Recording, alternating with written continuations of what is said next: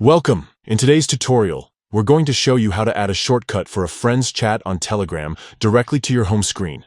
This is a quick and convenient way to access your favorite conversations without navigating through the app every time. Let's get started. First, open the Telegram app on your device. Once you're in, navigate to the chat with your friend that you want to create a shortcut for. This could be any individual conversation, group chat, or even a channel. Next, tap on your friend's profile picture or name at the top of the chat screen. This will take you to the chat details page, where you can access additional options related to that specific conversation. Now look for the three-dot icon located in the upper right corner of the screen. Tap on it, and a drop-down menu will appear with several options.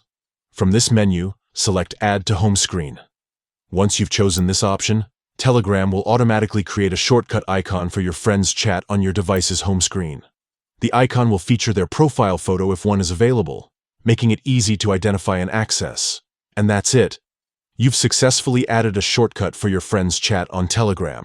Now, with just one tap on the shortcut icon, you'll be taken directly to your conversation.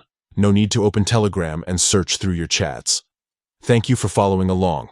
Enjoy staying connected with your friends more efficiently using this handy feature.